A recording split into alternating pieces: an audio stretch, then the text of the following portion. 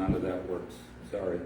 Well, David came up with the last name on his list. He said, this is a really stupid name and I don't think we should go with it. But he said, I'll read it to you anyway. It's the Grateful Dead. And we said, that's the exact band that we want. That's exactly who we want. He said, you gotta be kidding me. And we said, no, that's exactly who we want. So on February 2nd, 2 weeks later, we had all of 2 weeks to get everything ready. All the sound equipment, the light show equipment, to put this show on. We ran the tickets for $3.50, and by the way, this is the original, this is a second of the original poster. The originals that we printed for this show were all of 500, the quantity. To find an original of this today is nearly impossible, and if you can find it, I sold mine because the last one that sold at auction was for $22,000. We did this show for $3.50. We sold 2,000, I believe it was like 2,600 tickets for that show. Now, here's the problem. When David made the agreement with the city for the Labor Temple, the city said, A, you have to put up chairs, because we don't want just a big dance party up there. And in order to do that, you can only have roughly 1,250 people. And of course, when David told us about the chairs, we all laughed and said, that's never going to happen, because we were trying to duplicate the Fillmore auditorium in San Francisco. And the Fillmore had an open floor. So what we did was, we disregarded what David said. We convinced David that he could make a whole lot more money. We sold a whole lot more tickets. So we sold out. The place was jam-packed that night. It was probably the biggest show that Twin Cities had ever seen. And we did some crazy things that night. And first of all, let me explain. The Grateful Dead, they came into town from the Electric Ladyland in Chicago. They were on their way back from a gig that they had done in New York. So this was a last stopover before they went out west. There was nothing between Chicago and San Francisco back then. Minneapolis, St. Paul became the next stop. So we hung our hats on that and said, okay, if we did a show every weekend with bands that would be coming through Detroit, Chicago, and then Frisco, we would catch every band coming through, and that's exactly what happened. That every band that came through would stop in the Twin Cities. Excellent. They came in not only with their band, not only with their wives, not only with their kids, their pet dogs, their pet parrot, their pet iguana. Oh my goodness. Everything. Even Stanley Owsley, who was the inventor of LSD, came with them that time. And when I went into the dressing room that night, I remember seeing a big candy bowl sitting on a pedestal, and it was filled with what looked like different colored M&Ms, and they were all LSD tests. We were giving away free LSD. And to make matters even crazier, we were on the third floor of the Labor Temple. That was where the auditorium was, and there was nothing above us except ceiling. But they had a ceiling space that you could crawl into. And Charlie Campbell and his brother John crawled up into the ceiling space and were dropping doobies down from the ceiling. And the crowd started noticing that these free joints were falling down in their laps, and they were just going crazy. Yeah, we started total, yeah. Anyway, the show went off. The Grateful Dead, of course, didn't follow rules no more than we did. Their show lasted till about 1 o'clock in the morning, and of course the city came in and fined us because curfew back then in the Twin Cities in a residential area like Southeast Minneapolis was midnight. So we were fined the next day on Monday, and Dave had to go down and pay all kinds of fines, not only for dropping doobies out of the ceiling, but also because we went curfew. And the rest of it became history. The Labor Temple became a weekend stop for every huge band that came through the Twin Cities. And the crowds just overwhelmed us. We weren't prepared for this.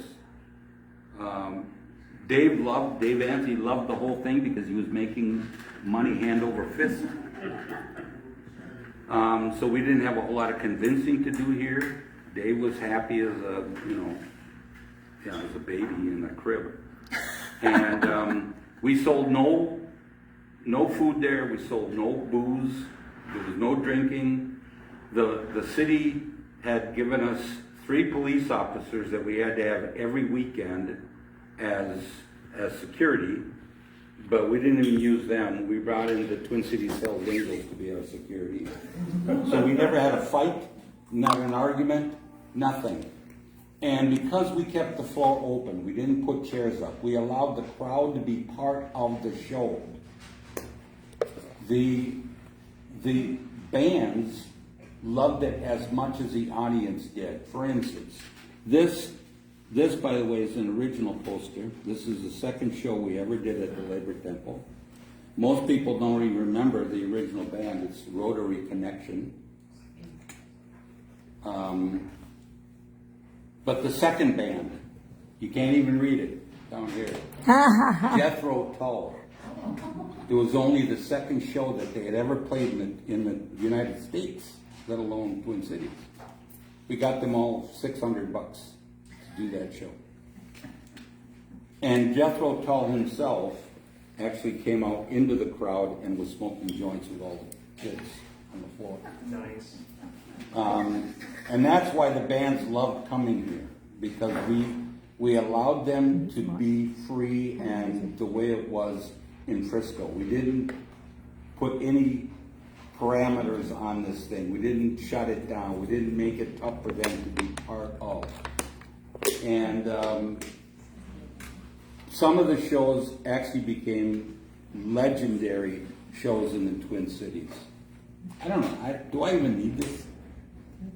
Doesn't make a difference, right? Yep. I speak loud enough. One of the shows that we did in that first year, 1969, was a show with Canned Heat. Canned Heat played here roughly 2.5 months before Woodstock. If anybody remembers Woodstock. Canned Heat did the Canned Heat Boogie, one of their famous songs. And the Boogie was one of their last songs that they would do, and it would be a song that they would just drag on and on for an hour and a half. Again, no curfews. Nobody followed curfews. But the Canned Heat started playing the Canned Heat Boogie, and the crowd started dancing, and they started like a rumba line. And they just kept going around and on. And finally they went down 3 flights of stairs onto the street of Central Avenue, up and down Central Avenue dancing. Again, we were fined for all of this. But Charlie and I didn't really care because we didn't control the money.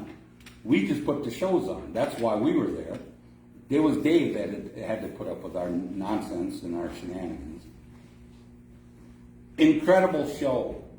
Things, and this is what I was trying to explain to Amy, is our shows, being at a show, at any show, I don't care where you went. You went to the Guthrie or you went to the auditorium or even Magoo's, New City Opera House, whatever. Labor Temple, no different. If you went to a show, you remembered it personally for something that you got out of that show. And you might remember it really well in your head for about 3-4 days. In about a week and a half, it starts fading away. And then about a month later, you don't even remember the songs in order. The reason that I got into the poster business was twofold. When I was in San Francisco, I got to meet all the main poster artists in San Francisco. Wes Wilson, Moscoso, Mouse and Kelly, all of them. And one of the things that I learned was that we weren't artists. We never considered ourselves artists. What we considered ourselves were historians of a generation, of a music generation.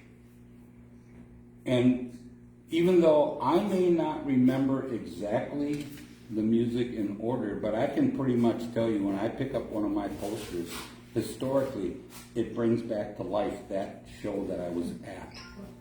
And I could tell you almost everything about it.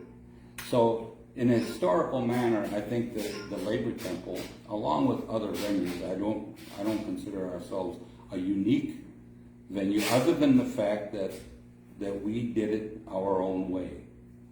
Our light shows were unique to themselves. The light show that actually played behind the band, the liquids and the oils and all the flowing fun stuff that happened, which you can kind of see on my book here, was unique in itself. But the fact is that the crowds actually loved our intermission shows because we had two big side panels on the stage, and we would play Betty Boop, Felix the Cat, you name it, on one side, and we would play King Kong, carrying Fay Ray up the Empire State Building. And crowds would just go crazy. You can imagine somebody that had just been smoking a bunch of joints for a couple hours watching King Kong. It was amazing. Some of the shows that we did were, most of the musicians were incredible. We never considered them our gods, our heroes. We considered them no different than us. We were all hippies in the same pool. We were all part of that vegetable soup that we had just made. All of us were the same. We all wanted the same thing. But sometimes you ran across musicians that were a little bit weird, a little bit off the wall. One of them, I have to admit, was a fellow by the name of, not Jeff Beck, but the singer that he had brought with him, who had never been to America before, was by the name of Rod Stewart. Oh, man. Rod Stewart was brand new. As a matter of fact, Rod Stewart couldn't even get his own record contract because most of the record dealers back then, or promoters, thought he had the worst voice in the world. So Jeff Beck brought him on board, along with his guitar player, which we all know today, because he still plays to this day with the Rolling Stones. Ronnie Wood was his guitar player. And as I said, our building was not the greatest. It was not the most up-to-date. Our sound system wasn't the greatest sound system. And the microphone started breaking up when Rod was on stage. And Rod, who had no temper whatsoever, decided to take the microphone and throw it across stage and almost killed one of our stagehands. Oh my goodness. And then he walked off the stage, not to come back. So Jeff Beck did the rest of the show as a musical act, just Jeff Beck as he was. Later that night, we owned a house in Southeast Minneapolis within blocks of the Labor Temple.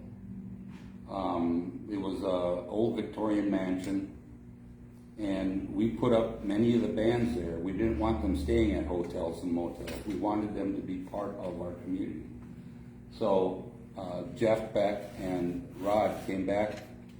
We had parties there after each show, and they came back that night to the party, and again, Rod was just a total ass. But Jeff and Ronnie Wood absolutely wanted to stay. They loved it. And there was a big argument there, and so interesting stories like that came out of all of this for me as a kid.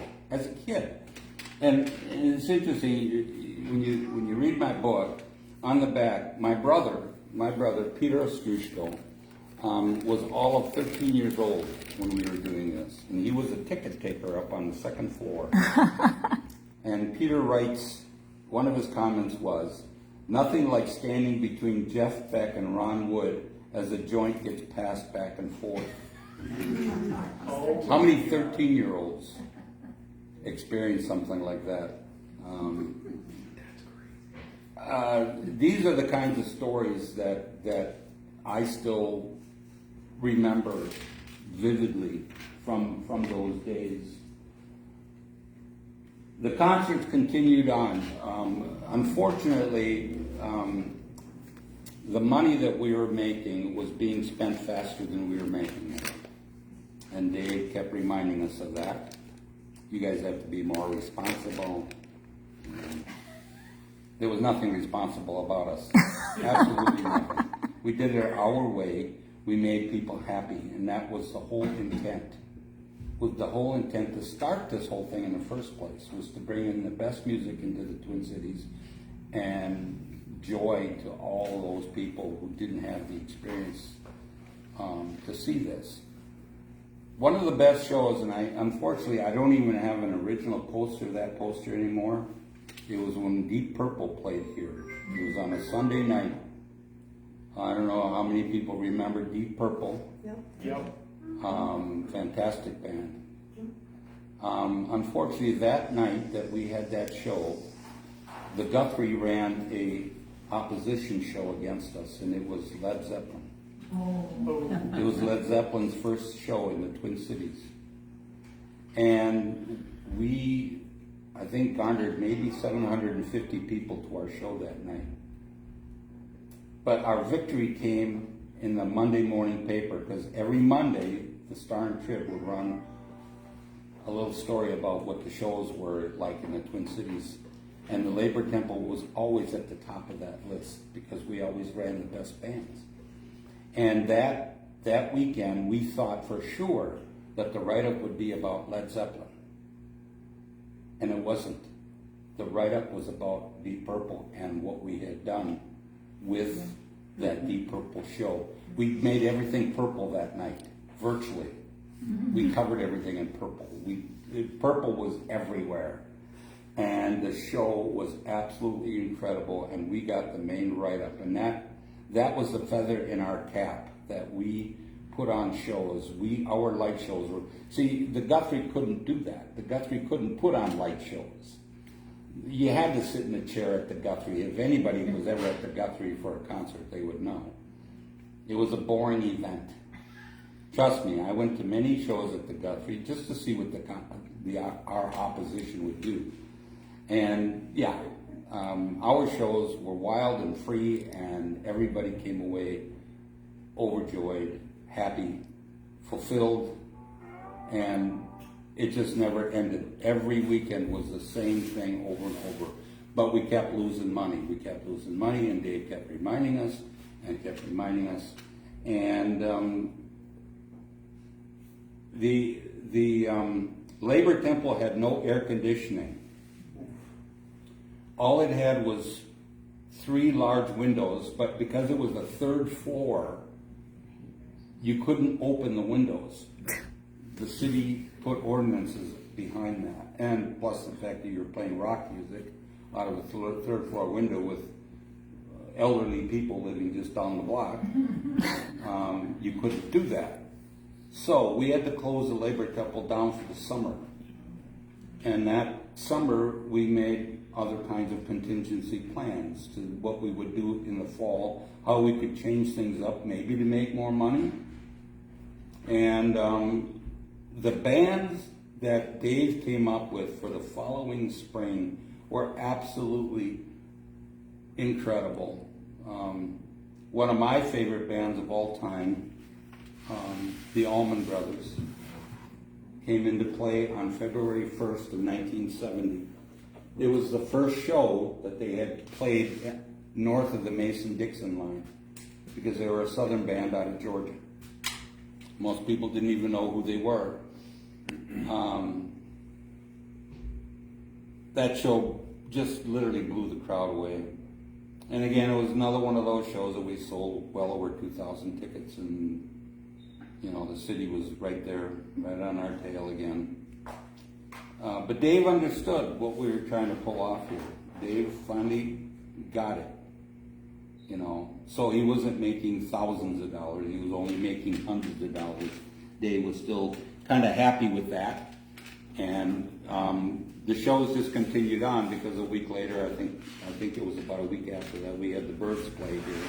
And the people don't really remember this lineup of Byrds. This was not the original Byrds with David Crosby and Chris Hillman and Michael Clark. It was the second edition, and again, a phenomenal show.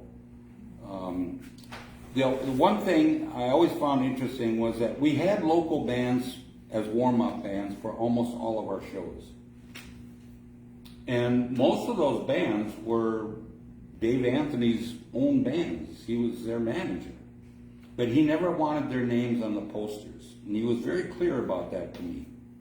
And this is the way it worked with posters, by the way. I got paid $125 to do a poster for the week. 125 bucks.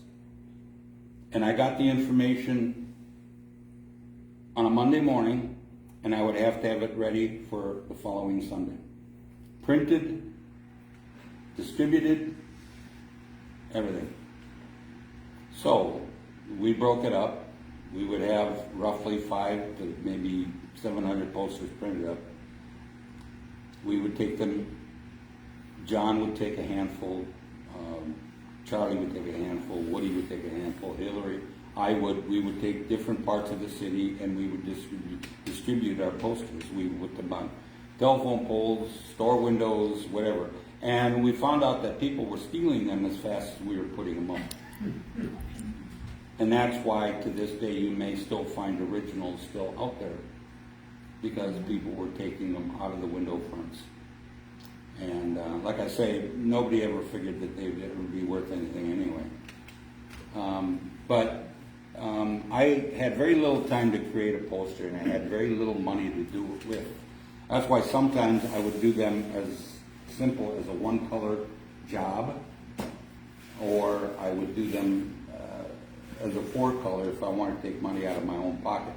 By the end of the Labor Temple, a friend of mine, Jim Parsons, who I had worked with, had actually bought a two-color Heidelberg press and put it in his basement in Southeast Minneapolis. And we printed our own posters. I didn't have to use a printer. I didn't have to see if they had stock available or anything. We did our own thing. We called it Pig Puppy Press. And then we could print as many as we wanted, and we could get real creative with it as well, by doing duplicate fountain changes. I'll kind of explain what that entails. It was something that most printers didn't want to deal with because it would ruin their equipment. But Jim and I didn't have a whole lot of worry about that because we were printing our own thing. But this is a great example of what I mean by a double fountain of ink and how it can ruin your press. This was a golden earring. This is an original poster from 1970. It's a double fountain. So what you do is you put 3 different colored inks on your fountain, and as you run the press, the inks create a rainbow effect. But it messes up your press big time. But we did our own printing, and that way we got away with this. So years later, I kept all my posters. As I was telling Amy here earlier, I'm a pack rat. I keep everything. I have probably 6, 7 portfolios at home of all the artwork I used to do. And my kids used to ask me when they were little, well, what's this? And what's this? And I'd tell them, well, these are just posters that I used to do, blah, blah, blah. They're not worth anything, it's just a paper printed on. And a friend of mine approached me one day, and he asked me if I still had many of my posters. Craig Odegaard. I don't know if anybody's familiar with Craig Odegaard. He's great musician, lives in Florida now. Craig was a guitar player, and he played on Blood on the Tracks with Bob Dylan here in Minnesota. But Craig was curious about my background and my posters, and I said, I still have my posters. He said, you know, you should really contact this guy, Paul Pash. Paul Pash was a guy from Minnesota. He ran his own auction house. And Paul came to me one day and said, you know, you're sitting on a gold mine here. You have no idea what you have. I said, well, who wants it? It's just old paper. That's all it is. He said, that's exactly what sells, nostalgia. So we ran my first posters on one of his auction houses. And the rest kind of became history. The other thing that Paul Pash kind of convinced me of was to do a book about the history of the Labor Temple. He said not many people will remember what the Labor Temple meant to the Twin Cities. Because you got to remember, this is prior to what we have in Minneapolis now. This was way before big-time concerts were ever played, and the history of this really forms what music meant to the Twin Cities. So he said, you need to do a book. So a number of years after I met Paul, I decided to do this book. And it's a complete book of not only, and I told him when I was doing this book, we wanted to do this book our own way, as everything I ever did. I wasn't going to listen to anybody.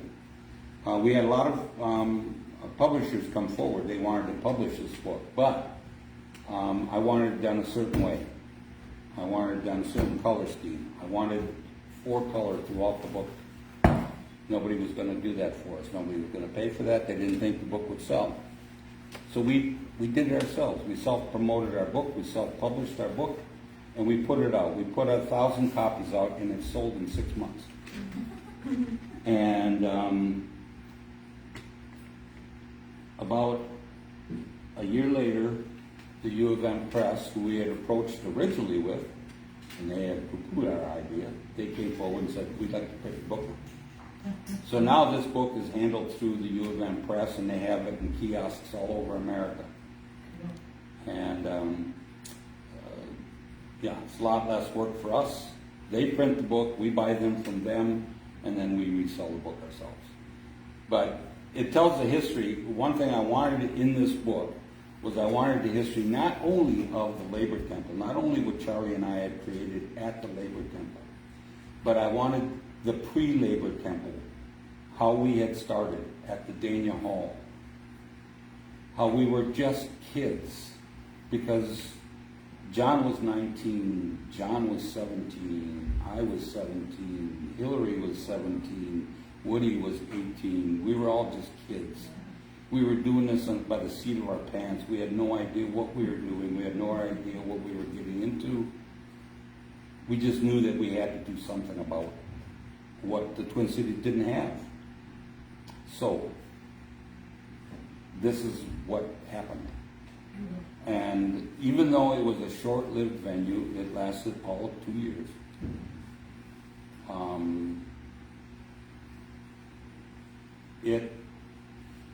It solidified the history of music in the Twin Cities. Twin Cities has always been a lively place for music. Everybody will know that, you know, between the Magoos and here's a great story for you. One of the reasons that I got interested in music, first of all, besides living in a Ukrainian home which was always full of music, my brother and I used to stay up late on weekends and listen to my dad and all his drunken buddies play music together. And that's how we really fell in love with it. But I was going to vocational high school, which was all of about 3 blocks away from the Marigold Ballroom. Does anybody remember the Marigold Ballroom in Minneapolis? Yes. Well, I used to go to the Marigold right from high school. We would be the first ones there. We would stand in line at the door to get in. And we went down there in 1966. I went to see a fairly new band. They had just come out with their second album called the Byrds. And that was the original Byrds. It was still with Gene Clark in the band. And we were the first ones in there. And we were standing right in front of the stage. For those people who don't remember, the Marigold, it had a big dance floor. It had tables along the edge. And the stage was only about up to your knees. Oh, wow. So when you stood there, you were actually looking at the crotch. Oh, wow. And we were watching the Byrds play, and I was singing to every song that they were playing. And as they announced that they were going to take a short break, Gene Clark leaned over to me and said, "Hey man, I see you singing along with every song." He said, "Take this. We want you up on stage when we come back after the Byrds." So I got to play with the Byrds when I was in 11th grade. Wow. And it was an experience I never forgot. I never forgot that. Plus the shows that we would all go down and see, for those who remember Dayton's downtown, 8th floor auditorium. They had just opened a teen shop for girls' clothing at Dayton's. And it was this big event. And they thought they would do all these shows, concerts, to promote this teen shop. The first show was the Yardbirds. Anybody remembers the Yardbirds? Absolutely. And that year they had the Yardbirds, Paul Butterfield Blues Band, Simon and Garfunkel, and just went on and on. And I was right there because Dayton's was within blocks of my school. So I never took a bus home. I always walked, because I could walk to the Marigold, I could walk to Dayton's. I was always near the most things that were interesting me at that time. The Twin Cities was a great place to be in back then.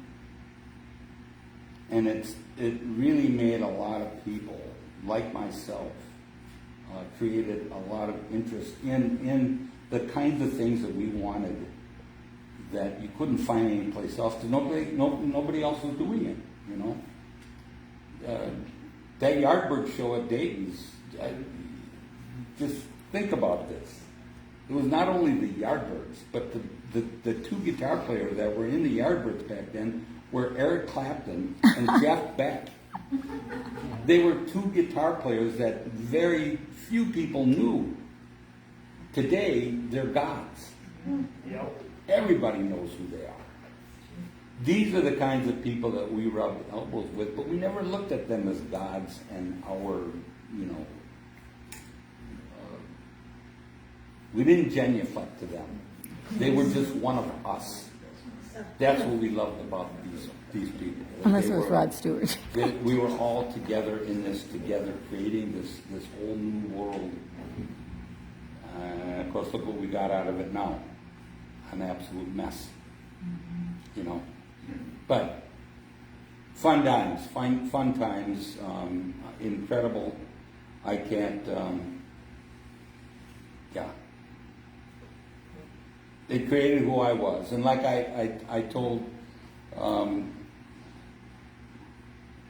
of my friends that when Pash sold some of my posters, I said, I finally got 15 minutes of glory out of all this.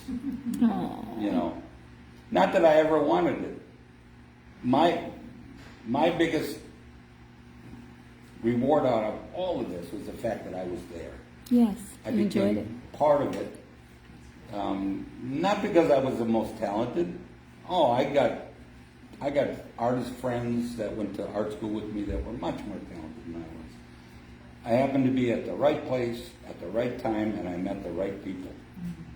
And that's how this all happened for me.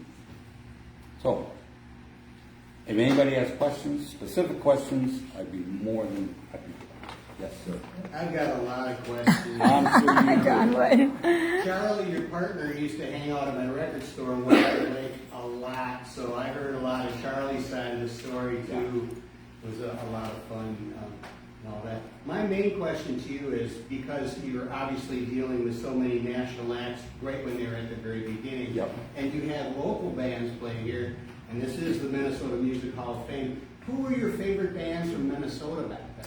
Who did you like Well, most personally? my favorite band at that time was the Joker's Wild. Joker's Wild. And one of the reasons I say this, because my music history goes so far back. If anybody is familiar with Northeast Minneapolis, we had an old theater in Northeast Minneapolis called the Ritz Theater. I can't even tell you what streets it's on, but it was basically right across the street from Sheridan Junior High. And we used to go to movies there all the time. But the Ritz Theater closed because of hard times. And the city leased the theater out for other uses. I didn't know Dave Anthony at the time. I didn't know that somehow, at some point in time in my life, I'd be partners with him in something like this. But I was all of 14 back then, and Dave leased the Ritz Theater. And the reason he leased it is because they had a beautiful stage, and he could do all his bands rehearse there on weeks. So it was always the Joker's Wild, it was the Litter, it was the Bad Omens. Here's another great story for you. I don't have the poster anymore, but at this Jeff Beck show, by the way, the local band that was played, that was the warm-up band that night, was a band called Zarathustra. Okay. 3 years ago, I get a phone call from San Francisco. And I don't remember the fellow's name. He was the keyboardist for Zarathustra. And he said, I don't know if you remember me, but we played at a show at Labor Temple, and you did a poster for Jeff Beck. I said, I remember. He said, do you remember who the backup band was? I said, I believe it was Zarathustra. He said, that's right. He said, but the poster never had our name on it. He said, why? I said, because Dave requested that the local bands were not put on the posters. He said, well, that was stupid because we played for Dave. He was our manager. I said, I don't know why. I just did what I was told. I said, but I'll tell you what I'll do. I'll go through my printer and I'll have him do a poster and I'll put your name back on it. So I did this exact poster and the name Zarathustra. Nice. For him and sent it to him. So I still have that wherewithal with my printer that I can get away with stuff like this. But yeah, interesting stuff like that. But yeah, Joker's Wild was my favorite. And Glenn knows, Lonnie was, I ran into Lonnie Knight when I was going to the U of M. Prior to this even. And Lonnie and I ran into each other one day. We were both dressed weird. And Lonnie looked at me and I looked at him and we both agreed, hey, we must be brothers of some sort. And I said, we should go to the Extempore Coffee House.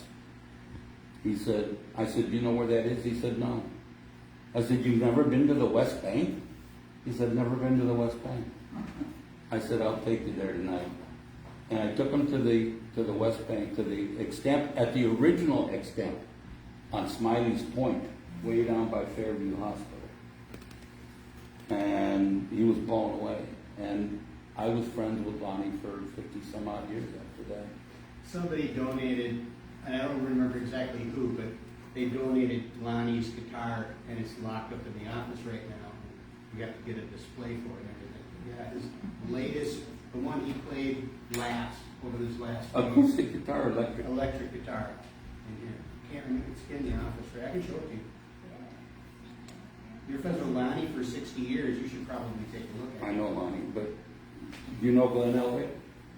No, we were talking earlier, yeah. Just met today. Another huge close friend of Lonnie Knight's. You gotta take a look at it too. And who is he? Glenn? Yeah. What's his story? Glenn is also a musician. He also ran a venue in the Twin Cities. I'll let you explain it. George inspired me with the Labor Temple. I did it on a small scale, but Lonnie Knight is the reason I started doing this. A friend of mine called me about 18, 20 years ago and said, Lonnie Knight's playing out at Cafe 318 in Excelsior. You want to go? And I said, sure. And, we got 8 people to go. And it was $5 a piece, so the whole door was $40. And I went and saw Lonnie, and I thought, this is like world-class talent. And if they did a split with him, he maybe made $25 for 3 of the best hours of music I'd ever heard in my life. And I hung around afterwards, and I said, can I help you with your gear? And so my desire to be a roadie was nailed, you know. And I carried his amp out for him, and I said, do you give guitar lessons? And he said, no, I don't. But if you want to come over to the house, I'll show you whatever you want to know. And it was... That's the way he was. That's how it started, and that's how he was. And he was the inspiration for me starting Creek House. Creek House. And we did that I basically was telling John that I didn't have many local acts, because as soon as you have a local act, as soon as you say no to somebody else, everybody's mad at you. So I stuck with national touring acts. And we did 160 shows over 15 years. And then COVID hit, and then I had a knee replacement, so it's kind of on hold until we can get back going again. But Lonnie I have a poster in my house. We could see 120 in my living room. It was a odd-shaped and very unusual house. And I have 3 Great Danes as roommates right now, so that's also why we were doing it. But Lonnie was the reason I started it. I wanted to give a musician of his quality a place where we could pay him as much money as we could pay him. That was always our goal, was to get the artist. And that, I gotta say, the Creek House, very unique place. You didn't buy tickets. Wasn't a $30 bill or something to go see a fantastic act and some of the best folk musicians you may want to see. But he put out a bucket, and you basically put in whatever you could afford. Free will. And all that money, the majority of the money would go to the musicians. Very few venues did that. And I used an oatmeal jar for the money, and we asked for $20. We figured that was a fair price. And if we had 100 people, Yeah. we'd have $2,000 in that oatmeal jar. And people said, well, you should sell tickets, because people might do that, might not pay. And I thought 160 shows, I never asked. I didn't want to have to give people money back in case they got sick or something, or couldn't make it because of weather. And so, if we had 100 people, there was 2,000 at least, 2,000 in that jar. And I will tell you that George's brother Peter and Dean McGraw played there together. I've never seen 2 entities come together and become one unit as Peter and Dean. And when I took the money into them, there you go. That's what we're going to listen to when we're down here. I got a cassette of Peter and Dean right here. There you are, Peter and Dean. I did that CD. It's a great album. Oh, you produced it? 160 shows. Oh, wow. I went in and I took $2,000 in for Peter and Dean that night. But, they're local artists. They're going, $2,000? We don't usually make 400. And Peter and Dean both peeled off $100 and said, we know you're not making any money at this. The only acts in 15 years that actually gave me money back. Oh, wow. Oh, my gosh. Your brother. Yep. Great. Oh, how My sweet. brother was great. My brother did. He had a heart that was incredible. You talk about compassion. Anytime I needed him to do something, he was always there. And anybody who Hall does, of Fame. for all those people who don't know, Yeah. Juryj Ostroushko, Emmy award-winning writer, maybe in our generation was the Aaron Copland of writers. Ken Byrds would back that up. Ken Byrds, he's done much music for Ken Burns' documentaries on Channel 2. And it all started because I gave him a guitar at 12 years old. So I like to say I had something to do with that. I gave him his first guitar and his first joint. I corrupted him at the same time. The rest is history. Yeah. But anyway, just a couple other things. So we did a show. Labor Temple was not all fun and games. We had Albert Collins. For those people who don't know Albert Collins, he was a great blues musician. And we had him booked for a show. I think it was the last show before we closed down for the summer. And David came to Charlie and I and said, Albert Collins can't make it. His truck broke down in Austin, Minnesota or something like that. Oh, no. So he's not going to be able to make it. And the Jokers Wild happened to be the backup band that night. Well, Jokers Wild were 3 white guys. Oh, no. And Albert Collins was one of the best black blues musicians around. So we had to break the news to this crowd that had bought tickets that 3/4 of them were, black. And I said to Charlie, I said, well, this is up your alley, not mine. I'm not doing it. So he did. He broke the news, and of course everybody was angry. We said they could get free tickets. We could pay them back, blah, blah, blah. But what happened was that Charlie, for some odd reason, thought that Dave Anthony had lied to us. That Dave Anthony really hadn't booked Albert Collins and just told us this fabricated story. So Charlie and his brother decided that they would pay Dave Anthony a payback. Now, here's one thing. Most everything that you would hear about the Labor Temple, it would have something to do with the community news. That was the name of the group that Charlie Campbell was the head of. That was his group of people, community news. I was never part of community news. I was an independent artist. And even though I worked with Charlie very closely, I didn't want to take credit for anything that they did that was stupid. Like dropping joint at the scene. But that night, they decided to drop acid into Dave's coffee. Oh, no. And Dave had a terrible trip, as you may well expect. And of course, Dave was pissed at everybody, including me, and told me we were all fired. And so I didn't expect to come back in the spring of 1970 because we were all fired. Even though I told him up and down that I had nothing to do with that. I would never do that to Dave. David was a client of mine. I was never going to hurt him. But when spring came, I actually got a call back from David, and he apologized for firing me. And he said, I'm hiring you back. He said, I got a number of posters that need to be done, and I want you to do them. So, long story short, yeah, we made amends. We were friends again.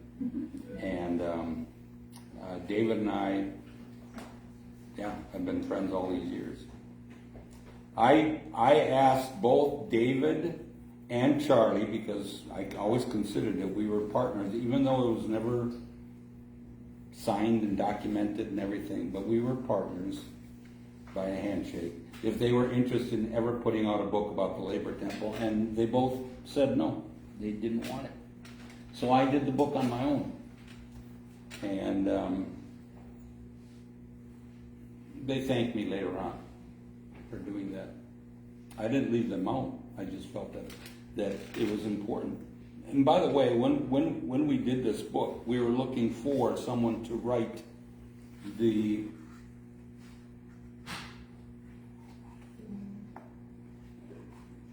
foreword for the book. And we had a number of musicians that called us that were interested in this foreword. The one that I finally settled on was Vito LaPara, the drummer from Canned Heat. He said it the best. And Vito, by the way, is still drumming to this day. He's, I think, 86 years old now. Oh my goodness, wow. He's still around. But I had a lot of people who wanted to be part of the book, and that's who we finally chose.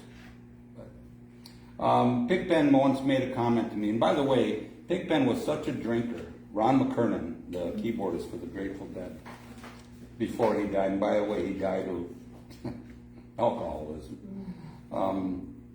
That's all he did was drink. They came into town for the April 9th show, the second time they played the Labor Temple for us. And they came in early Sunday. And all our shows were on Sunday night. So back then, you know, to find a bar open at any time of day was difficult at best. But Ron came into town that day and he had to have a drink. He just had to have a drink. I said to him, Ron, if you can find a place to drink at before noon on Sunday, it's impossible. But I said, I'll call some friends of mine that I know in Northeast that own bars. I got a hold of Frankie's in Northeast Minneapolis, and Frankie opened the doors for us at 10 a.m. that day. And we went down there, and Ron and I got hammered. Ron made one of the greatest statements to me of all time. He said, you know what the Labor Temple reminds me of? I said, I have no idea. He said, it's the Fillmore of the West. It was that emblematic to him. And I always felt like we had finally accomplished what we had set out to do, Charlie and I, that we wanted to create the Fillmore, and we finally did that. We got it right from the horse's mouth. Yeah.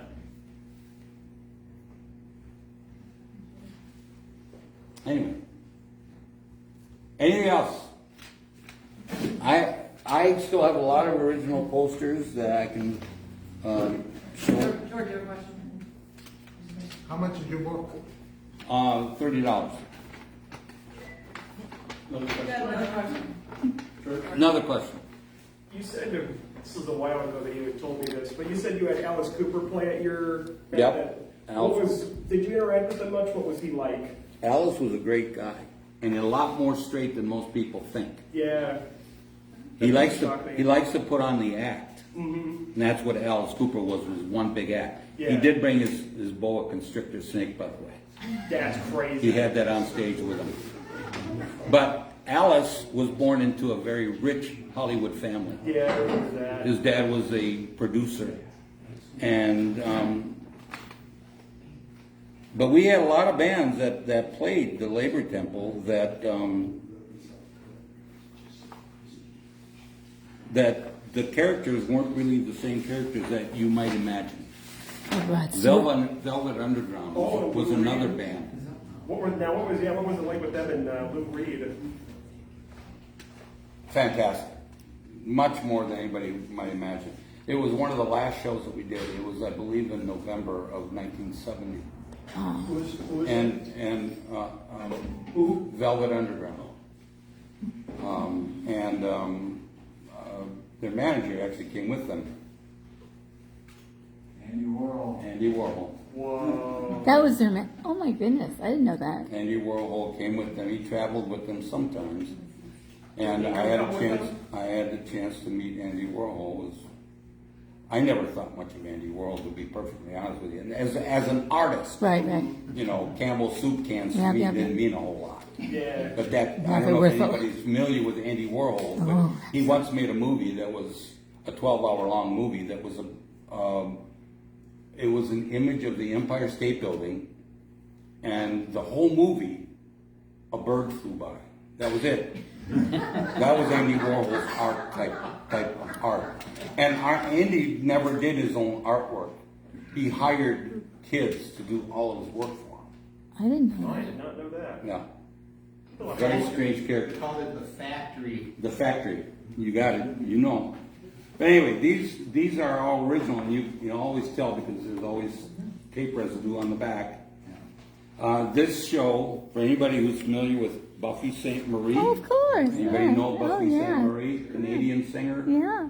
Fantastic, one of the women forgotten singers. She was supposed to play at the Labor Temple, but that show was canceled. Oh. It was one of the last shows that Dave was promoting, and he said he simply wasn't making enough money anymore, so he canceled the show.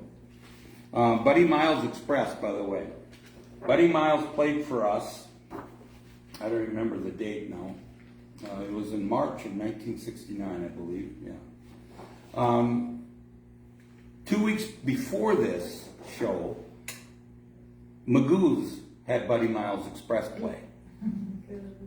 But it wasn't the real Buddy Miles Express. It was a fake Buddy Miles Express. And the crowd went nuts. They had fights in front of the place.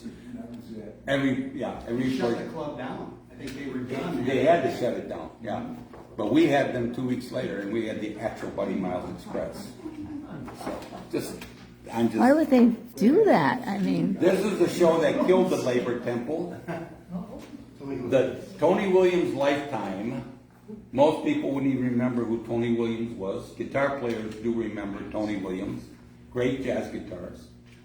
But his bass player at that time and singer was Jack Bruce.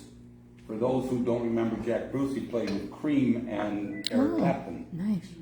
No one came to the show. We had all of about 100 people show up to that show that night. And that's what killed us. Was that the last show? Huh? Was Tony Williams the last show that we did? Yeah, that was the last real show that we did, the actual one. Savoy Brown played for us a number of times. They were from England, one of the great blues bands, and they kept coming back here because they absolutely loved the Twin Cities. Absolutely loved the Twin Cities. Johnny Winter, everybody remembers Johnny Winter, great white, literally white. Not mine. Guitar player. Sweetwater, most people don't remember Sweetwater. They played Woodstock. They played Woodstock, that's right. Here's Mother Earth and Spirit. For those who don't remember, Mother Earth maybe had one of the greatest female singers of all time, Tracy. Incredible singer. Spirit, for those who don't know the band Spirit, they weren't around that long, but they did put out, what, 3 albums? Something like that. All from Texas. Good guys. And we were friends for years. I would get Christmas cards from them, before Randy passed away.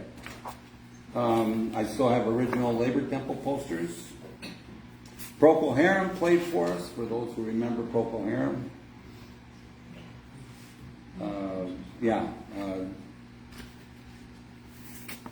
Like I say, I kept all these things. Why did I keep them? Who knows? I can't History. even begin to tell people why I held on to this stuff. But I did. Here's one, the Youngbloods. Anybody remember the Oh, yeah. Youngbloods? Jesse Colin Young just died 2 years ago. Another good friend of mine. I got Christmas cards from him for a long time. Great. He had a great coffee farm in Hawaii, by the way. Some of the best coffee I've ever had. So many musicians who found out later on that being a musician wasn't a lucrative business to be in. You didn't have health care, you didn't make money, you didn't retire, you had to continue to play for the rest of your life at venues like Creek House to make a few bucks, So you did other things. One great story, so Rod Stewart, I told you earlier that Rod Stewart was a real asshole. And still to me to this day, even though I love his music, don't get me wrong. Rod Stewart, the Small Faces were my favorite English band at that time. And I was brokenhearted, literally brokenhearted, when Ron Marriott decided to leave Small Faces. I was just beside myself. And then about a month later, Dave said, we have Small Faces coming here to the Labor Temple. And I said, yeah, without Ron Marriott. Not a big deal to me. I said, so who's in the band now? Well, it happened to be Ronnie Wood and Rod Stewart. So I said, so what's the band called now? He said, oh, it's still the Small Faces. But he said, make sure that you put down Rod Stewart and the Faces. Rod Stewart and the Faces. And I said, yeah, that's not going to happen. So when I created the poster, as the Small Faces. And I didn't tell anybody. I just had it printed that way. And that night, when Rod Stewart showed up with the faces, I heard him in the dressing room. He went ballistic. He said, how could they call it the Small Faces when we are not the Small Faces? We are Rod Stewart and the Faces. Who did this? And I didn't admit to anybody that, and I told the story years later. I did it on purpose to piss off Rod Stewart because of the way he had acted the first time he played for us. So, yeah, the rest became fodder for history at the temple, and yeah. Now, George, Ken Schaefer was the MC there. The second year, 1970. Yeah, Ken, Dave thought it was a good idea to bring in, because prior to that, through 69, to the earlier shows, Charlie would get up and actually introduce the act. Charlie was not an MC, you know, and Charlie was, he was high. He was high most of the time, you know. So we agreed that we needed a voice. And Schaefer was a great voice because he had a kind of a comedic act to him, you know, and yeah. For those of you who don't know Ken was a folk singer. Yeah. You mentioned Smiley's Corner, that's where I met Ken, who wanted to do one of my songs. Okay. But Ken has a story. I noticed that Jesse Cole and Young had SRC open for them. Yep. Do you remember that? Oh yeah. Okay. SRC, a few months later, came in to a show they were promoting at the Armory with the group, the MC5. MC5, Motor City 5. Right, both Detroit groups. Yep. Well, they hired Ken as the MC and the opening act. Okay. Ken's got a great story on this. He says, so here everybody's waiting for heavy metal, rock and roll, and here I am playing acoustic guitar. And the crowd was so glad when I got off stage and SRC got on. Somebody threw a can or threw something at SRC, and they'd already been paid. And they pulled them off the stage. The manager pulled them off. Yeah. MC5 was due for another hour. Oh, no. And the crowd is about ready to riot. And Ken was downstairs talking to his manager. Why did you book me on this show? You know, the guy goes, we need somebody to go out and keep them entertained again until the end. He said, you just had a heavy metal band and they threw I forget what it was, a can or something, and you want me to go out there? I'll pay you big money. Yeah. And he turns to his manager, he says, you get none of this. He said, I walked back out on stage and the crowd groaned. It's interesting you bring up MC5. So the three loudest bands I've ever heard in my life, you'll probably agree with me on this, Neil. We had two of them. MC5 played for us in the fall of 1970. Okay. Crazy loud. You know. It's hard when it's loud. Incredibly loud. But louder than that was the Grand Funk Railroad. They played for us in the early part of 1970. Cool. That sold out one. Oh, it was nuts. I was shocked that people were really that interested in them. Really, Farmer. I never thought of him much as a guitarist anyway. But man, they were loud, and that's what they made up with. But the loudest band I ever saw was in San Francisco. Not Clear Light. God dang it. Not CCR. See, even at 70. Joe Walsh. No. I heard Joe Walsh. Blue Cheer? Blue Cheer. Blue Cheer. Oh, yeah. 1970. By the way, in that video. You know them? saw earlier, Yeah.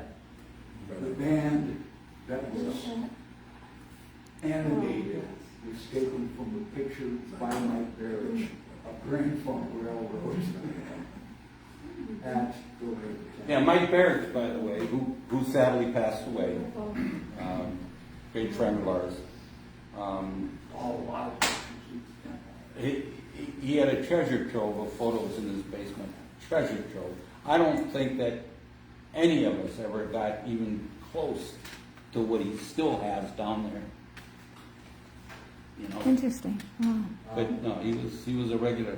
You know, And I would mention next week, we have a virtual concert, or virtual performance here. You know Jean Anderson, right? okay, I'll. Jeannie, unfortunately, has a very bad back right now. And she called me and she said, I hate to do this. I can't sit for that long. So we're going to have our very, necessity is the mother of invention. We're going to have our very first virtual performance next week. There you go. I have set up virtual Genie. And if you want to see a big selection of Mike Byrds' photos, that's where you go. He was the best. Twin Cities Music Highlights.net. He did a lot of stuff for us, obviously. But at First Ave, oh my God, has he got a treasure trove. When Janice played there, Jeff Attall played there. Yeah, his photos were off the charts. I was gonna say, a lot of the bands that played the Labor Temple, and right after the Labor Temple closed, they came through another time. First place they played was the Depot, and the Depot, if you think about it, really kind of took what you did, and it's still going. If you think about it. To this day, even though it was 56 years later. mismanaged for a long time by Steve. yes, I know. I love all the Steve. time. I do too.